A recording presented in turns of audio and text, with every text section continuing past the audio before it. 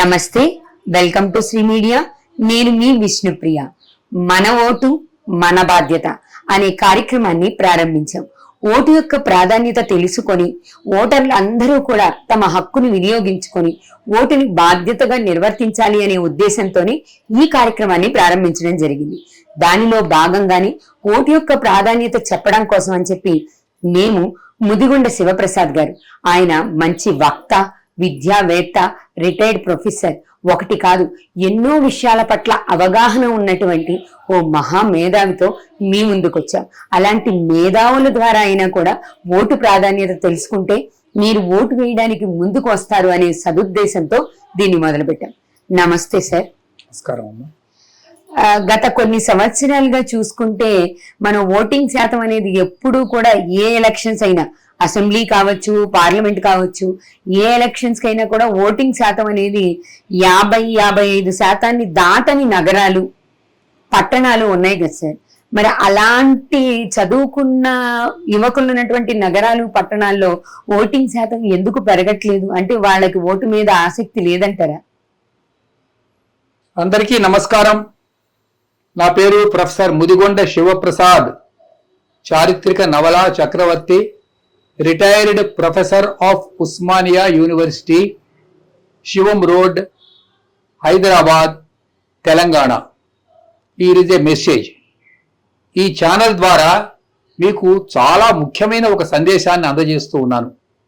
అదేమిటంటే, ఈసారి మనకి 13 మే 2024 సోమవారం నాడు ఎన్నికలు వచ్చినాయి. తెలంగాణకు సంబంధించినంత వరకు 17 పార్లమెంటు స్థానాలు, సీమాంధ్రకు సంబంధించినంత వరకు 175 అసెంబ్లీ స్థానాలు ప్లస్ 24 పార్లమెంటు స్థానాలు, మొత్తానికి కలిపి ఒకేసారి ఎన్నికలు రావడం అన్నటువంటిది జరిగింది. ఇప్పుడు ఇది మే నెల, వైశాఖ మాసం. అందులో సీమాంధ్రలో ఎండలు 48 సెల్సియస్ దాటింది అని మీకు తెలుసు. ఈ పరిస్థితుల్లో పోలింగ్ స్టేషన్కి వెళ్ళి ఓట్లు వేయడం అనేది తప్పనిసరిగా కష్టమైన విషయమే. అందులో ఎటువంటి అనుమానము లేదు. ఎవరో కొత్తగా ఓటర్లైన వాళ్ళు ఓటింగ్ అంటే ఏమిటో కాస్త హుషారుగా ఉంటుందని వెళ్ళి వేసొస్తారే తప్ప 60 ఏళ్ళు దాటిన వాళ్ళు పోలింగ్ బూతులకు వెళ్లరు. ఈ వెళ్ళకపోవటం వెనక ఉన్న ఒక కారణం ఏమిటంటే, వడదెబ్బ కొడుతుంది, నా ఒక్క ఓటు వెయ్యకపోతే ఇప్పుడు ఏమి మునిగిపోదులే, ప్రపంచమేమి తల్లకిందులు కాదు, వచ్చేవాళ్ళు ఎడిదిరిగి వస్తారు, రాని వాళ్ళు ఎడిదిరిగి రారు, అధికారంలో పెద్ద తేడా ఉండదు. ఇది వాళ్ళ లాజిక్. ఇది లాజిక్ నెంబర్ 1. ఇక లాజిక్ నెంబర్ 2, శని అది 2 రోజులు సెలవులు వచ్చినాయి సాఫ్ట్వేర్ ఇంజనీర్స్ కి కదా. కాబట్టి సోమవారం నాడు ఇది వచ్చింది. అంటే 3 రోజులు వరుస సెలవులు వస్తే ఈ వరుస సెలవుల్ని ఎంజాయ్ చేయడం కోసం వాళ్ళు ఎక్కడికైనా వెళ్ళొచ్చు, ఊటీకి వెళ్ళొచ్చు, కొడైకెనాల్కి వెళ్ళొచ్చు, వాళ్ళ ఇష్టం. లేదా ఇంట్లోనే కూర్చొని తలుపులు వేసుకొని హాయిగా సినిమాలు చూసుకోవచ్చు. కాదనేవాడు ఎవడు? ఏమన్నా నరేంద్ర మోడీ వచ్చి మీరు ఎందుకు ఓటు వేయలేదు అని ఏమన్నా వీళ్ళని పనిష్ చేస్తాడా? అది మన రాజ్యాంగాల్లో లేదు కదా. కాబట్టి ఓటు వెయ్యకపోవడం అనేది ఒక నేరం కాదు భారతదేశంలో, గమనించండి. అయితే ఇక్కడ మనం కొంచెం చారిత్రకంగా ఒక అంశాన్ని ఆలోచించాలి. మన చుట్టూ చాలా దేశాలు ఉన్నాయి. ఉదాహరణకు చైనా ఉంది. అక్కడ ఓటింగ్ ప్రక్రియ లేదు. అక్కడ ఊరికే నామకార్థం, నామినేషనే తప్ప ఎలక్షన్ ఉండదు, ఒకటి సెలక్షనే ఉంటుంది. అదేవిధంగా పాకిస్తాను, అక్కడ కూడా ఎన్నికలు ఒక పెద్ద బూటకం. అక్కడ మొత్తం మిలిటరీ కమాండ్ చేస్తూ ఉంటుంది పాకిస్తాన్లో, అవునా? అవును. అదేవిధంగా మిగతా ఆఫ్ఘనిస్తాన్ అక్కడే ఉంది, అక్కడ తాలిబాన్ రూల్ ఉంటుంది. అంటే అక్కడ అవి మతరాజ్యాలు అంటారు వాటిని. అలాగే మయన్మార్, అక్కడ అమ్మాయి పేరు ఏమిటంటే నోబెల్ బహుమతి వచ్చిన అమ్మాయి సూకీ, ఆ పిల్లని తీసుకెళ్లి జైల్లో పడేశారు, మాకు ప్రజాస్వామ్యం కావాలి అంటుంటే. అంటే ఏం జరుగుతున్నది అనమాట? అతిపెద్ద ప్రజాస్వామ్య దేశం భారతదేశం. కాబట్టి ప్రజాస్వామ్యంగా మనకు ఇచ్చినటువంటి రాజ్యాంగం, ఆ హక్కును మనం వినియోగించుకోకపోతే మన దేశం ఇంకొక ఆఫ్ఘనిస్తాన్ లాగా, పాకిస్తాన్ లాగా మారిపోతుంది కదా. ఇది పాయింట్ నెంబర్ 2. పాయింట్ నెంబర్ 3, అవునండి మీరు చెప్తారు ఉపన్యాసం బాగానే ఉంది, వడదెబ్బ కొట్టి మేము కింద పడిపోతే మమ్మల్ని ఎవరు రక్షిస్తారు? నారా చంద్రబాబు నాయుడు రక్షిస్తాడా, లేకపోతే వైఎస్ జగన్మోహన్ రెడ్డి వచ్చి మా ఇంటికి వచ్చి మాకు ట్రీట్మెంట్ ఇస్తాడా? నిజమే, అది ఇట్స్ ఎ పాయింట్, కాదని నేను అంటలేదు. కాకపోతే ఓటు హక్కు మీరు వినియోగించుకోవాలి అంటే మీరు జీవించి ఉన్నారు అని అర్థం. ఓటు హక్కు వినియోగించుకోవడం లేదు అంటే మీ వేరే బౌట్స్ తెలియటం లేదన్నమాట కదా.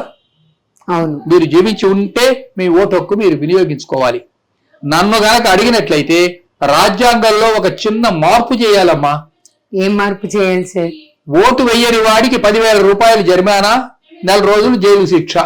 అంటే ఓటు వేయకపోతే శిక్ష లేదు కాబట్టి దాన్ని అంత అలసత్వంగా తీసుకుంటున్నారని అంటారా? Correct. Compulsory voting should be introduced in our constitution. Okay, it is my opinion. Okay sir. Everybody should go subject to the a couple of exceptions. Okay, అతను ఇండియాలో లేడు, అమెరికాలోనో కెనడాలోనో ఉన్నాడు, లేకపోతే హాస్పిటలైజ్డ్ అయినాడు, వాళ్ళకి ఎక్సెప్షన్స్ ఉంటాయి. వాళ్ళు సర్టిఫికేట్ తీసుకురావాలి, అయ్యా మేము బెడ్ రెడర్ అండి. నీకు ఒంట్లో ఆరోగ్యం బాగా ఉండి నువ్వు సజీవంగా ఉండి ప్రతి నెల జీతమో పెన్షనో తీసుకుంటూ నేను ఓటు వేయాలంటే ఏంటి అనుమా దాని అర్థం? అంటే రాజ్యాంగ హక్కును నువ్వు ఉల్లంఘించినట్లే కావటం లేదా చెప్పండి? అవును కదా సార్. కదా, కాబట్టి కంపల్సరీగా ఓటింగ్ హక్కు చేసేందుకు రాజ్యాంగాన్ని మార్చి 100% ఓటింగ్ చేయించాలి. ఇప్పుడు మీకు వచ్చిన లాజిక్ చెప్తాను వినండి. కొంతమంది అభ్యర్థులు ఎన్నికల్లో పోటీ చేశారండి. పోటీ చేస్తే ఇగో ఇక్కడ 4 అభ్యర్థులు ఉన్నారు, 1 2 3 4. ఈ 4 అభ్యర్థులకి మొత్తం 100 ఓట్లు. 100 అంటే 100 కాదు, అక్కడ 1,00,000 ఉంటాయి అనుకోండి. మీకు ఊరికే ఎగ్జాంపుల్ చెప్తున్నాను. ఈ 100 ఓట్లలోనూ అసలు 60% ఓట్లు పోల్గాలే. విన్నారా? పోలైన ఓట్లన్నీ 40%. ఈ 40%లో ఇదిగో ఈయనకి ఒక 5 వచ్చినాయి, ఈయనకు ఒక 5 వచ్చినాయి, ఈయనకు ఒక 5 వచ్చినాయి, 5 3 15, 15 పోతే ఈయనకు ఒక 25 వచ్చినాయి. ఈ 25 వచ్చిన వాడిని డిక్లేర్ చేస్తున్నారు హీజ్ లీడర్ గా, నాయకుడిగా. ఇప్పుడు ఎన్ని ఓట్లు మొత్తం? 100లో ఇతనికి వచ్చినవి ఎన్ని? 25. అంటే 75% రాని వాడు లీడర్ అయిపోయాడు కదా. నిజంగా ఇది చాలా గొప్ప లాజిక్ సార్.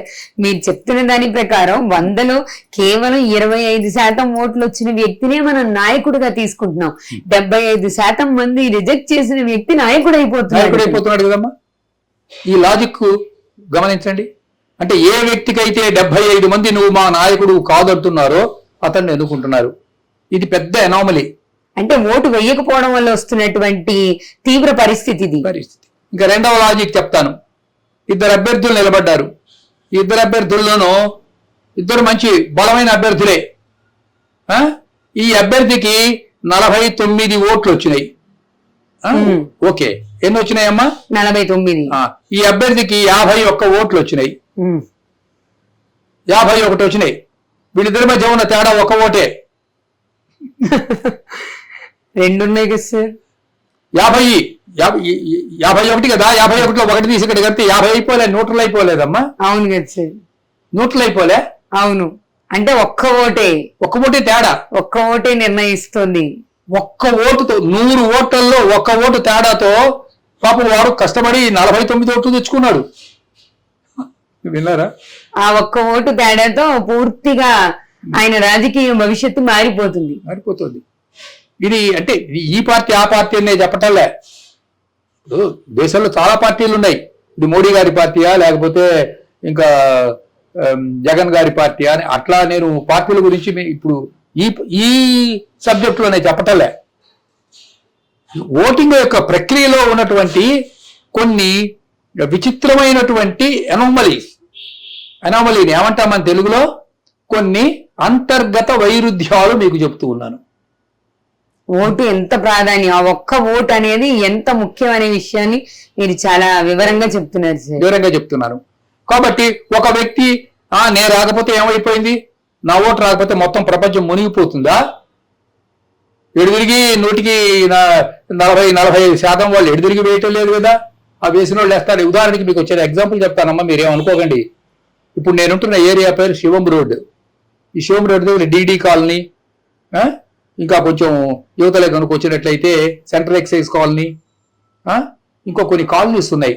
వీటిని అలాగే బంజారా హిల్స్ ఉంది. బంజారా హిల్స్, వాటిని ఏమంటారు, జూబిలీ హిల్స్. ఇక్కడ వీటిని పోస్ట్ కాలనీస్ అంటారు. పోస్ట్ కాలనీ అంటే అర్థం ఏమిటి, ఇక్కడ అరిస్టోక్రాట్స్, పెద్ద ఫిల్మ్ స్టార్స్, ఇండస్ట్రియలిస్ట్, బాగా రిచ్ పీపుల్ వీళ్ళు ఉంటూ ఉంటారు, వ్యాపారవేత్తలు, ఇండస్ట్రియలిస్ట్. వీళ్ళలో ఎంతమంది ఓటింగ్కి వెళ్తున్నారమ్మా ఆలోచించండి. అదే కదా సార్, ఇక్కడ గ్రామాల్లో ఓటింగ్ శాతం ఎప్పుడూ ఎక్కువే ఉంటుంది.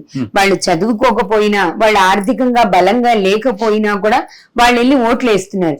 చదువుకున్న ప్రదేశాల్లోనూ, బాగా ఆర్థికంగా బలంగా ఉన్న ప్రదేశాల్లోనే ఓటింగ్ శాతం ఎప్పుడు తక్కువగా కనిపిస్తుంది. ఇప్పుడు కాశ్మీర్ తీసుకుందాం. కాశ్మీర్ లో 10% 15% ఓటింగ్. ఓటింగే 10%, 15%, 20%. అంటే అక్కడ టెర్రరిస్టులు, పాకిస్తాన్ ప్రేరేపిత టెర్రరిస్టులు ఏం చేస్తున్నారు, ఓటేస్తే చంపేస్తా ఉంటున్నారు. ప్రాణభయంతో ఓటేయరు. ప్రాణభయం ఇంకెందుకు, వాడు పోలింగ్ బూత్కి వెళ్తేనే కదా. అదే కదా సార్, ప్రాణభయంతో వాళ్ళు ఓట్లేయరు. ఇలాంటివి మన ఆంధ్రప్రదేశ్ లో కూడా ఉన్నాయి. ఓటేస్తే చంపేస్తా ఉంటున్నారు. నాకు నేను 2 రిపోర్ట్లు వచ్చినాయి. అవి మీ ఛానల్ వాళ్ళలో మరి ఇంతకుముందు ఇలాంటి రిపోర్ట్స్ మీరు విన్నారో వినలేదో. ఒక గ్రామంలో ఒక ఆయన అన్నట్ట, నువ్వు గనక ఓటేయడానికి మీ గ్రామం నుంచి వెళ్ళారంటే మీ గ్రామం అంతా నిప్పు పెడతానన్నట్ట. ఇప్పటికి ప్రజాస్వామ్యంలో కూడా ఇలాంటి పరిస్థితులు ఉన్నాయా సార్? వచ్చి రిపోర్ట్స్ వస్తున్నాయి కదమ్మా, చంపేస్తాం ఓటు, మీరు గనక వెళ్ళి ఓటేస్తే పోలింగ్ బూత్ కి వెళ్తే చంపేస్తాం ఉంటున్నారు. మరి ఇలాంటి భయాల నుంచి బయటకు వచ్చి ఓటు వేయాలంటే వాళ్ళకి కొంచెం ధైర్యం ఉండాలి కదా. ఎవరు ఇస్తారు ధైర్యం? ఎవరు, మీరు ఇస్తారా, నేను ఇస్తానా? చెప్పండి అమ్మా, ఎవరు ఇచ్చేవాళ్ళు? ఎవరు ఇవ్వాలి ధైర్యం? మా చిన్నప్పుడు బ్యాలెట్ పేపర్లు ఉండేవి. నాకు వయసు 84 ఏళ్ళు. మా చిన్నప్పుడు బ్యాలెట్ పేపర్లు ఉండేవి. బ్యాలెట్ పేపర్లు ఎత్తుకొని పోతుండేవాళ్ళు. ఇంత డబ్బాలు ఉండేవి బ్యాలెట్ పేపర్లు అని. అప్పుడు 2-3 పార్టీలు ఉండేవమ్మా. ఒక పార్టీ ఏమో కాంగ్రెస్ పార్టీ, దాని మీద జోడెద్దుల బొమ్మ ఉండేది. ఇప్పుడు చెప్తే 1950 ఫస్ట్ ఎలక్షన్స్, జోడెద్దుల బొమ్మ ఉండేది దాని మీద. అది ఒక బాక్స్ అన్నమాట. ఆ బాక్స్ పక్కనే మళ్ళీ ఇంకో బాక్స్ ఉంటుంది. ఈ బాక్స్ మీద కంకి కోడవలి బొమ్మ ఉంటుంది. ఇది కమ్యూనిస్టుల సింబల్ పార్టీ. ఈ ఓటు ఇస్తారు. ఈ ఓటు ఇస్తే ఏం చేయాలి, తీసుకెళ్లి మనకి ఏ పార్టీ ఇష్టమైతే అందులో బ్యాలెట్ బాక్స్ లో వెయ్యాలి. ఇప్పుడంటే ఈ బటన్ నొక్కే సిస్టమ్ వచ్చింది. మీరు ఈ కంకి కొడవలి పార్టీకి బాగా ఎక్కువ ఓట్లు బాగా బరువుగా పడ్డాయి అనుకోండి, సాయంత్రం 4 గంటలకు ఎవడో వస్తాడు, ఒకడు లోపలికి వచ్చి ఆ బాక్స్ సంకలో పెట్టుకొని పారిపోతాడు. ఓహో, పూర్వం ఇలాంటివి కూడా జరిగేవా సార్? అట్లా ఇలాంటివి జరగడం నేను నా కళ్ళతో చూచాను. ఆ డబ్బాలు ఎత్తుకొని పోవటం కళ్ళతో నేను చూచాను 1952 ఎలక్షన్స్ లో. మీకు ఇంకో మంచి తమాషా విషయం చెప్తాను, వింటారా? చెప్పండి సార్. అంటే ఇప్పుడు మాట కాదు, అప్పటి మాట చెప్పంటారా? చెప్పండి సార్. మీ పాటకు మీ శ్రోతలు ఏమన్నా అనుకుంటారేమో. పర్లేదు, చెప్పండి. పర్వాలేదా?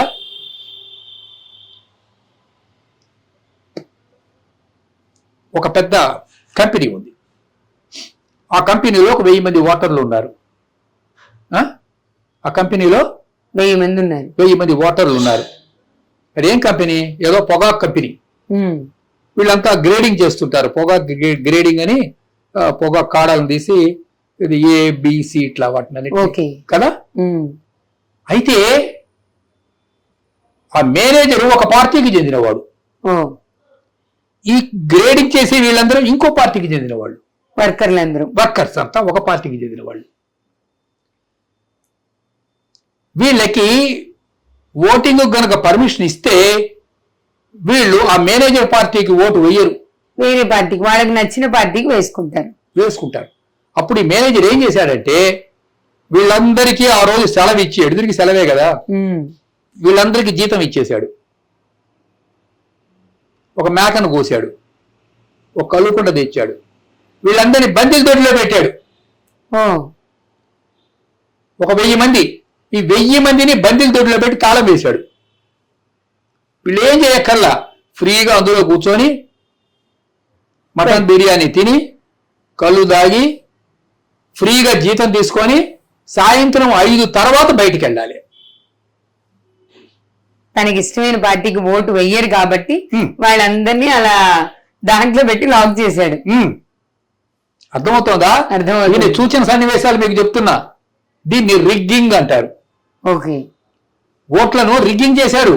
1954లో జరిగింది. ఆ రిగ్గింగ్ వందల మీద కాదు, కోట్ల సంఖ్యలో జరిగింది. కోట్ల సంఖ్యలో జరిగింది. ఇది నేను ప్రత్యక్షంగా సూచన ఇన్సిడెంట్ కాబట్టి మీకు చెప్తున్నాను. ఆ రిగ్గింగ్ చేయించిన పేరు చెప్పొచ్చునా మీకు? చెప్తే మీకు ఏమైనా ఇబ్బందే? చెప్పండి సార్. ఆయన పేరు ఎస్కే పాటిల్. ఓకే. ఈయన సబర్కాంత అనే నియోజకవర్గానికి చెందినవాడు. ఈ came here to Andhra Pradesh from Gujarat నుంచి వచ్చారు. అతను అప్పుడు కాంగ్రెస్ పార్టీకి ప్రెసిడెంట్ అతను, ఎస్కే పాటిల్. నేను స్వయంగా చూచాను కాబట్టి ఆ తరం వాడిని చెప్తూ ఉన్నా. ఈ లేబరర్స్ అంతా వీళ్ళు కమ్యూనిస్ట్ పార్టీ వాళ్ళు. విన్నారా? అందుకే వాళ్ళని లోపల పెట్టి లాక్ చేసి వాళ్ళకి జీతం ఇచ్చి భోజనం పెట్టి బిర్యానీ పెట్టి తలుపులు వేశారు. Do you call it democracy? దీన్ని ఎలా ప్రజాస్వామ్యం అంటాం సార్? ప్రజాస్వామ్యం అని అనలేం కదా. కాబట్టి ఇప్పుడు మీకు నేను 4-5 విషయాలు చెప్పా, రకరకాల విషయాలు చెప్పా. ఇవన్నీ నేను సూచన విషయాలు కాబట్టి చెప్తున్నా. నిర్భయంగా ఎండ ఉంటే కొంచెం ఏం చేస్తారంటే తెల్లవారుజామున వెళ్ళండి, వెళ్ళి క్యూలో నిలబడండి. తెల్లవారుజామున వెళ్ళి క్యూలో నిలబడండి. ఒక్కరోజు కష్టపడలేరా మీరు దేశం కోసం? సంవత్సరంలో మొత్తం 364 రోజులు మీకోసం బతకండి. ఒక్కరోజు దేశం కోసం బతకండి. తెల్లవారుజాము 4కు బయలుదేరండి, మొహం కొడుక్కొని వెళ్ళి క్యూలో నిలబడండి. వాళ్ళు తలుపు తెరిచేటప్పటికల్లా గబుకొని ఓటేసి ఇంటికి వచ్చేయండి. మీకు ఎండ తగలదు. అవునా? అవును సార్, ఎండ తగలదు. అయితే అప్పటికే చాలా మంది వస్తారంటే సరే పర్వాలేదు, వెళ్ళిపోయి తెల్లవారుజామున వెళ్ళి క్యూలో నిలబడండి 13వ తారీఖు నాడు. ఇదే నేను మీకు ఇస్తున్న సందేశం కాదు, హెచ్చరిక కూడా. 13వ తారీఖున వెళ్ళి క్యూలో నిలబడండి. తెల్లవారుజామున ఎవరు వెళ్తాడు సార్ అంటే మీరు అక్కడ వీసా కోసం ఆ ఊరు పేరు ఏంటండి, మద్రాసు. అక్కడ సఫైర్ అని ఒక థియేటర్ ఉంది, అక్కడ ఫ్లైఓవర్ ఉంది. రాత్రి వెళ్ళి అక్కడ పడుకుంటారు. అవసరం సార్ అది కదా. రాత్రి వెళ్ళి పడుకుంటారు. నేను చూచా. ఏది మర్నాడు 10ంటికి కానీ వాళ్ళ ఆఫీస్ తెరవరు. కాకపోతే క్యూ పెరిగిపోతుందన్న భయంతో వీడు తెల్లవారుజామునే వెళ్ళి అక్కడ పడుకొని ఉంటాడు. ఇంకా నిద్ర లేదు, పోవలేదు. రాత్రి నేను చూచానమ్మా ఇట్లా. మరి మీకు అంత అక్కడ ప్రేమ ఉన్నప్పుడు దేశం మీద ఆ మాత్రం భక్తి మీకు ఉండవలసిన అవసరం లేదా? ఈ దేశం మీకు అన్నం పెడుతున్నదే, ఈ దేశం మీకు నీళ్లు ఇస్తున్నదే, ఈ దేశం మీకు ఉద్యోగం ఇస్తున్నదే, ఈ దేశం మీకు రక్షణ ఇస్తున్నదే. కనీసం భారతదేశం మీద మీకు ఆ మాత్రం కూడా గౌరవం లేదా? ఆలోచించండి అమ్మా. Vote is a must. ఇది మీ హక్కు మాత్రమే కాదు, బాధ్యత కూడా. ఓటు వెయ్యని వాడు దేశద్రోహి. మళ్ళీ చెప్తున్నాను వినండి. నా ఓటు లేకపోతే ఏమవుతుంది అంటే, మీ ఓటు లేదు అంటే అర్థం మీరు ఎలక్టరల్ రోల్స్ లో లేకపోవడం అని కాదు, మీ అస్తిత్వం లేదు అని అర్థం. ఇంకో పని చేయొచ్చు. బాగా ఎండలు ఎక్కువగా ఉన్నాయండి, మేము పొద్దున్నే తెల్లవారుజాము లేచి, నేను ముసలివాడిని చేయలేను, ఉదయం కొంచెం నాకు అట్లా అలవాటు లేదు అంటే పోనీ సాయంత్రం వెళ్ళగలరా? వాళ్ళు 5 o'clock మూస్తారు కదా, తలుపేస్తారు డోరు. పోనీ సాయంత్రం 4 o'clock 4:30కి అప్పుడు వెళ్ళగలరా? వెళ్తే ఏం చేస్తారంటే వాళ్ళు, మీరు ఒక 100 మంది 4:30 తర్వాత వచ్చిన వాళ్ళందరినీ కాంపౌండ్ లో కూర్చోబెడతారు. ఒక 1000 మంది వచ్చిన కాంపౌండ్ లోనే కూర్చోబెడతారు. అంటే రాత్రి 9 అయినా సరే 5 లోపల ఆ కాంపౌండ్ లోకి వచ్చిన వాళ్ళందరికీ పర్మిషన్ ఇస్తారు. ఇప్పుడు దాని టైమింగ్ కూడా పెంచారు కదా సార్, ఎన్నింటి దాకా 6 గంటల వరకు, ఇంకో గంట వేసవి కాలం అని ఎండల కారణంగా 5 గంటలకు అయిపోయే ఓటింగ్ ని 6 గంటల వరకు పెంచారు కదా. ఇంకా 5:30కి వెళ్ళి ఇక్కడ కూర్చోండి, మీకేంటి? మీ ఇంట్లో మీ పోలింగ్ బూత్ ఎంత, మీది ఇంటి దగ్గర నుంచి ఒక 10 నిమిషాలు కూడా ఉండదు. అవును. కాబట్టి మీరు 5:30కి బయలుదేరండి. పోనీ ఇంట్లో 5:45 అక్కడ వెళ్ళి కాంపౌండ్ లోపలికి వెళ్ళి కూర్చోండి. మీరు 7:30, 8 కల్లా అప్పటికి ఒక 1000 మంది ఉన్నారు అనుకుందాం ఫర్ ఎగ్జాంపుల్. ఉన్నా మీకు పెద్ద నష్టం లేదు, ఓటు వేసుకొని రావచ్చు. ఓటు 8 అయినా సరే, కావాలంటే ఒక మంచినీళ్ళు సీసాను, ఒక బిస్కెట్ ప్యాకెట్ పట్టుకొని అక్కడే కూర్చోండి. ఆంధ్రప్రదేశ్ లో 5 కోట్ల మంది ప్రజలు ఉన్నారు. నాకు ఓట్లు ఎన్ని ఉన్నాయో సరిగ్గా తెలియదు, 3 కోట్లు ఉన్నాయి అని నేను అనుకుంటున్నా. తెలంగాణలో కూడా 5 కోట్ల మంది ప్రజలు ఉన్నారు. ఇక్కడ కూడా 3 కోట్ల మంది ఓటర్లు ఉండవచ్చు. 99% ఎవడన్నా ఒక్కడు హాస్పిటల్లో ఉన్నవాడో లేకపోతే అమెరికాలో ఉన్నవాడో వదిలేసేస్తే అందరూ వెళ్ళి తెల్లవారుజామున క్యూలో కూర్చోండి. ఇదే నేను మీకు ఇస్తున్నటువంటి సందేశం. ఏదేమైనా ఖచ్చితంగా ఓటు వేసి తీరాలి. ఎలాంటి పరిస్థితులు ఉన్నా కూడా ఓటు వేసి తీరాలి. థ్యాంక్ యూ సార్, చాలా చాలా బాగా చెప్పారు, చాలా ఎగ్జాంపుల్స్ తో. చూశారు కదా ఓటు ఎంత ముఖ్యం, ఓటు వెయ్యకపోతే సమాజానికి వచ్చే పరిస్థితులు ఎలా ఉంటాయి, ఎటువంటి పరిస్థితులు ఎదుర్కోవాల్సి వస్తుందో అనేది మనకి గురువు గారు ప్రత్యక్షంగా చూసినటువంటి ఉదాహరణల ద్వారా కూడా తెలియజేశారు. కాబట్టి మన హక్కుని మనం వినియోగించుకుందాం, మన బాధ్యతని మనం నిర్వర్తిద్దాం, మన ఓటుని ఖచ్చితంగా మనం ఉపయోగించుకుందాం. ఎవరైతే సరైన నాయకులని మీరు అనుకుంటున్నారో ఆ నాయకులకు ఓటేసి వాళ్ళని గెలిపించడానికి ముందు మనం బయటికి వెళ్ళి ఓటేయాలి. ఓటింగ్ డే అంటే హాలిడే కాదు, ఇది వర్కింగ్ డేని, మన ప్రజాస్వామ్యాన్ని కాపాడుకోవడానికి పనిచేసే పని దినం అని మీరు భావించి బయటకు వచ్చి ఓటేయాలి అన్నదే గురువు గారి సందేశం. మరొక సందేశం కూడా చెప్తున్నాను వినండి. మాకు ఓటేయండి అని మీకు ఎవరో డబ్బులు పంపిస్తారు, ల్యాప్టాప్లు పంపిస్తారు, విన్నారా, సెల్ ఫోన్స్ పంపిస్తారు. ఇది రాజ్యాంగ విరుద్ధం, ఇది అనైతికం. వాటిని తీసుకోకండి, నా మాట వినండి. మీకు ల్యాప్టాప్లు పంపిస్తే తీసుకోవద్దు. కలర్ టీవీలు ఇస్తామంటారు, ఓటేస్తే కలర్ టీవీలు ఇస్తారట. ఇది అనైతికం. దయచేసి మీరు ఒక నిజాయితీ గల భారతీయ పౌరుడులాగా జీవించండి. ఒకవేళ ఇన్ కేస్ బలవంతంగా గనక మీ ఇంట్లో డబ్బులు పెట్టి వెళ్ళిపోయారనుకోండి, అప్పుడు ఏం చేస్తారో డబ్బులు రోడ్డు మీద పారేయకండి. ఆ డబ్బుల్ని ఇక గత్యంతరం లేక మీకు పెట్టినా ఎవరు ఈ దేశాన్ని రక్షిస్తారో, ఎవరు ప్రజాస్వామ్యాన్ని కాపాడుతారో వాళ్ళకే ఓటేయండి. మీ ఆత్మను మాత్రం చంపుకోవద్దు. నమస్కారం. చూశారు కదా, ఓటు వెయ్యడం మన బాధ్యత. ఆ వేసే ఓటుని నిజాయితీగా వెయ్యడం అనేది మన కనీస కర్తవ్యం అని గురువుగారు చాలా ఘంటాపదంగా చెప్పారు. మనలో ఆ బాధ్యత, ఆ నైతిక విలువలు ఉంటేనే మన దేశాన్ని, మన రాష్ట్రాన్ని మనం సక్రమంగా నడిపించుకోగలుగుతాం. మనం అవినీతి నుంచి దాన్ని కాపాడుకోగలుగుతాం. కాబట్టి మీ ప్రయత్నం మీరు చేయండి, మీ ఓటు హక్కును వినియోగించుకోండి. మన ఓటు మన బాధ్యత అని మీరు గుర్తించి బయటకు వచ్చి ఓటేయండి. మర్చిపోకండి, మన ఓటు మన బాధ్యత.